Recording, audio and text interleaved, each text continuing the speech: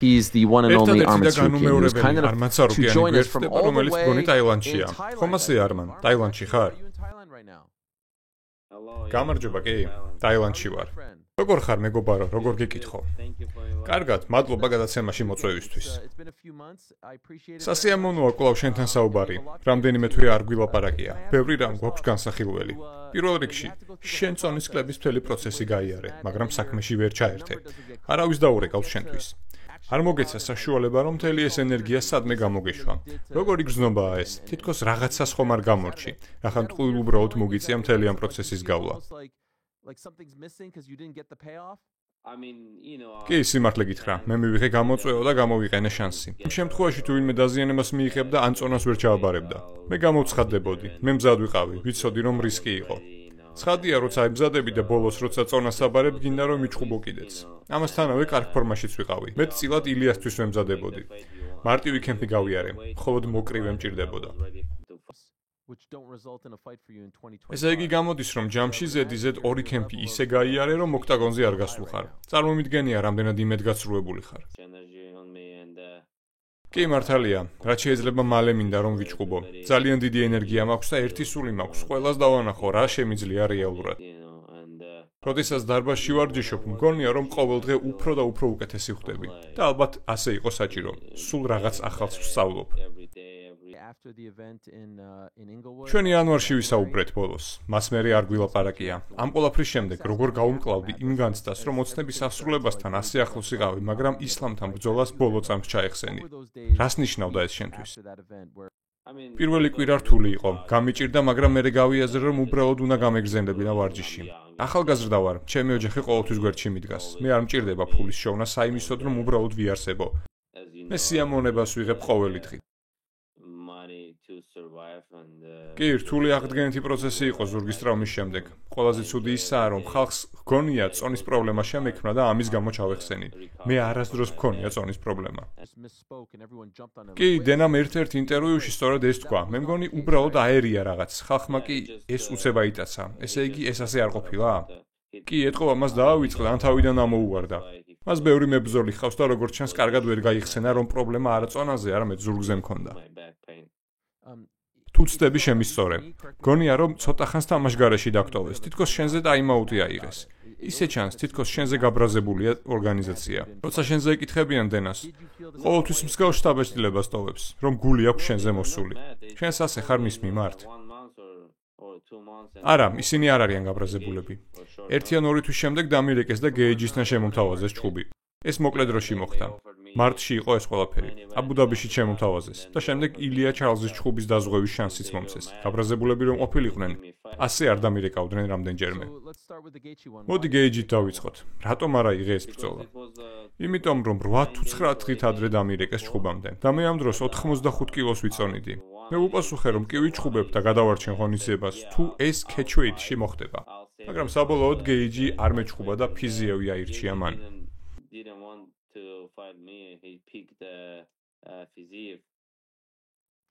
გასაგებია და აბუ-დაბიში ვის გთავაზობდნენ? გემროთს? კი. და მან რა მოხდა? ჩვენ ერთ დარბაზში ვარჯიშობთ, ერთ ტატამს ვიყოფთ. მე ორგანიზაციას ვუთხარი, რომ ვინმე სხვა ვარიანტი შემოეთავაზებინათ. ეს დრამა ნამდვილად არ მინდოდა გემროთთან. რთულია ეჩხუბო იმას, ვისთან ერთადაც ვარჯიშობ. და ილია ოლივეირას ჩხუბზე მეორე ვარიანტად ყოფნით კმაყოფილი დარჩი? კი, რატომაც არა. არასდროს იცი რა მოხდება. ოლივეირას ხშირად აქვს წონის ჩაბარების პრობლემა. თან უკვე ასაკშია. ვიფიქრე, რამე მოხდებოდა და მეც მომეცემოდა შანსი. როდესაც ამას დათანხმდი, მოგცეს პირობა, რომ თუ წონას ჩააბარებდი, შემდეგი სწორედ შენ იქნებოდი? არა, მათ ეს არ ვთქვათ. მაგრამ ვიცი, რომ მე ვარ შემდეგი.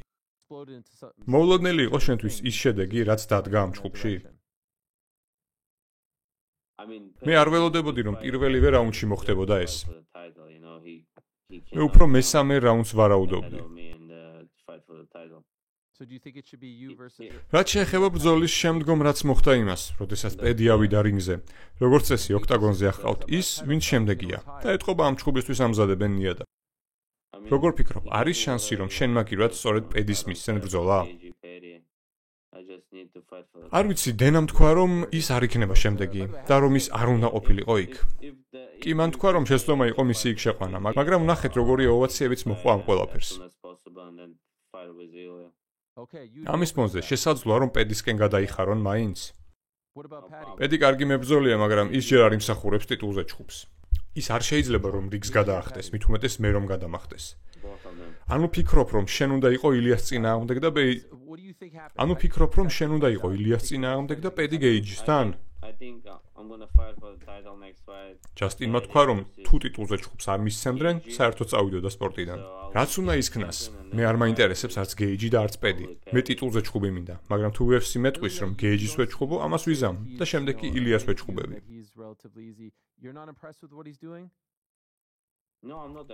არა, მე არ მაკვირვებს ილიაში არაფერი. მე რომ ის ადგილას ვიყო, ალბათ მეც მარტივ ჩხუბებს ავირჩევდი. ფიქრობ, რომ მას ადვილი მეტოქეები ჰყავდა? ვოლკანოვსკი, ჰოლოვეი. არა. მაგალითად, თუ უნდა აირჩიოს ჩემსა და პედის შორის მეტოქე, ის ალბათ პედის აირჩევს. სწორედ ამას გეკითხები, ანუ აირჩევს ილია პედის, იტყვის, რომ მასთან წარსული აკავშირებს და შენ მაგირად პედის შეახვედრებენ? არავის აინტერესებს, რას იტყვის ის. ის გააკეთებს იმას, რასაც ეტყვიან და როგორც დაურეკავენ. ეს უბრალოდ ტვიტერზე მიმოწერაა. როდესაც ილია რაღაცას ამბობს, ის ასრულებს კიდეც. ამბობს, რომ პირველ რაუნდში გათიშავს და აცეც ხდება.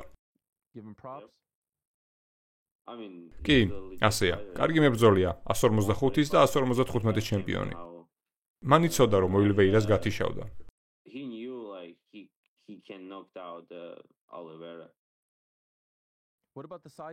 ფიზიკურ მონაცემებს როგორ შეადარებდი? მომეჩვენა, რომ ჩარლზი ბევრად დიდი იყო. კი, უბრალოდ ჩარლზი ძალიან ბევრს იკლებს. 2-3 დღე გაუწყლოებული იყო. ეს ტვინისთვის ძალიან ცუდია. ამიტომაც გამოიყურება ხოლმე პირველ 2 რაუნდში ზედმეტად სუსტად.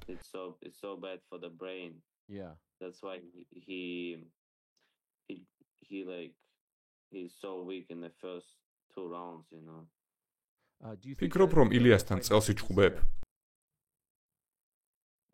კი, იმედი მაქვს. როგორ გონია, როდის მოხდება ეს? 25 ოქტომბერს აბუ-დაბიში, ან ნიუ-იორკში, მაგრამ აბუ-დაბი ჯობია, ჩემი ხალხისთვის. რუსები, ქართველები და სომხები უფრო მარტივად ჩამოვლენ აბუ-დაბიში. საქართველოდან და სომხეთიდან ფრენა 3 საათს გრძელდება. თან უვიზოა, ისტორიული ბრძოლა იქნება. ორი მებრძოლი, რომლებიც ერთ ქვეყანაში დაიბადნენ, ქამარზე იჩხუბებენ. შენ საქართველოში დაიბადე, ხო? კი, ჩემი ბევრი ნათესავი დღემდე მან ცხოვრობს. სახლიც გვაქვს იქ. წელიწადში 2-ჯერ ან 3-ჯერ ჩავდივარ. რამდენი წლის იყავი, როდესაც გადახვედი? 3 წლის ვიყავი. შემდეგ სომხეთში გადახვედით საცხოვრებლად? არა, რუსეთში, მე იქ გავიზარდე. მე სომეხი ვარ.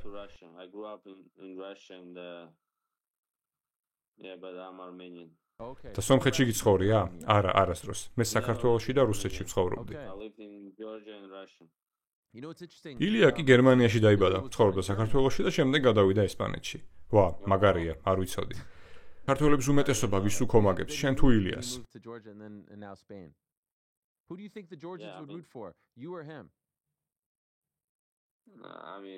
უმეტესობა ცხადია ილიასკენ იქნება, მაგრამ მე ბევრს ვიცნობ, ვისაც ის არ უყვარს.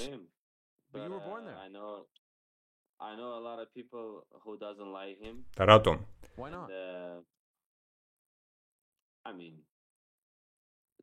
ქართველებს სხვანაირი კულტურა და შეგნება აქვთ. მათ არ უყვართ, როდესაც ბევრს ლაპარაკობ და ტრაბახობ. ამიტომაც საუფროსი თაობა ვერ იტანს ამას. მათ მერაბი უფრო უყვართ ვიდრე ილია. თუმცა ეს ჩემი პირადი მოსაზრებაა. ხშირად შენზე საუბრისას ახსენებენ ხოლმე შენს ოჯახს და შენი ოჯახის ფინანსურ მდგომარეობას. საერთოდ ვერ ხვდები, რატომ არის ეს აღსანიშნავი. ვიცით, რომ შენი ოჯახი საკმაოდ შეძლებულია. ისე საინტერესოა, საიდან მოდის ეს ყველაფერი?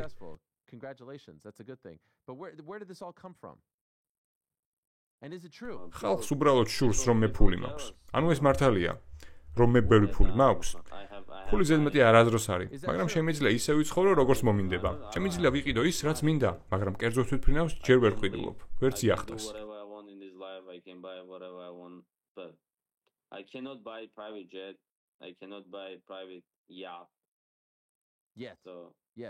და მამა შენი რას საქმიანობს?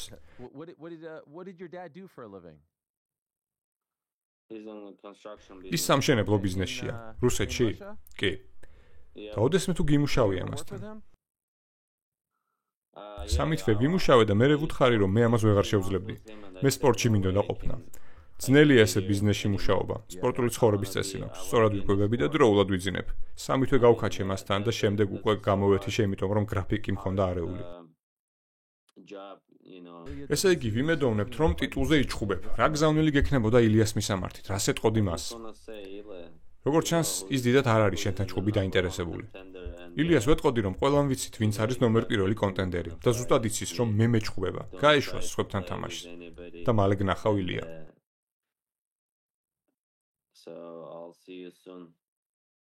როგორ გონია, მას შენი არ ეშინია? არა, ალბათ არ ეშინია. ის მებრძოლია, როგორ შეიძლება ეშინოდეს. საინტერესო დროა ახლა მსუბუქ წონაში, ბევრი რაღაც ხდება. მსუბუქი წონა ყოველთვის საინტერესო იყო. და ნახოთ, როგორ იჩხუბებს ისლამი და იქნებ ჩამოვიდეს კიდეც. უფრო საინტერესო გახდება მსუბუქი წონა. ფიქრობ, რომ ჯეკ დელა მადალენას დაამარცხებს? იმედია. რატომ? ტოპ მებრძოლია, კარგი კრივი აქვს, კარგი დაცვა აქვს. როგორ ფიქრობ, რა მოხდებოდა ილია რომ ისლამს ეჩხუბებოდეს ეხლა ამ კვირაში? ისლამ მახაჩევი ტექნიკური ნოკაუტით მოუგებდა. ეს სულ სხვა დონეა, ვერც კი შეადარებ ამორს. კი, მაგრამ ილია რომ pound for pound ნომერ პირველი მებრძოლია?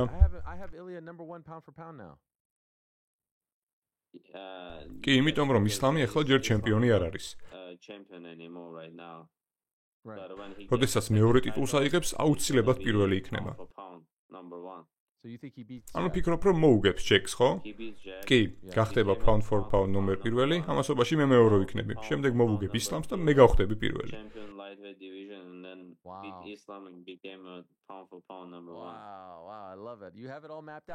კარგია, მომწონს ყველაფერი გაწერილი გქონია.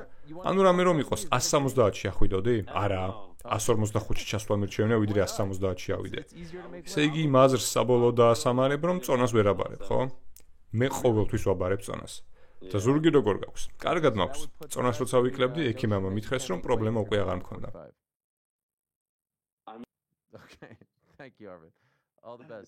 მადლობა სტუმრობისთვის. იმედია ოქტომბერში მაინც გიხილავთ.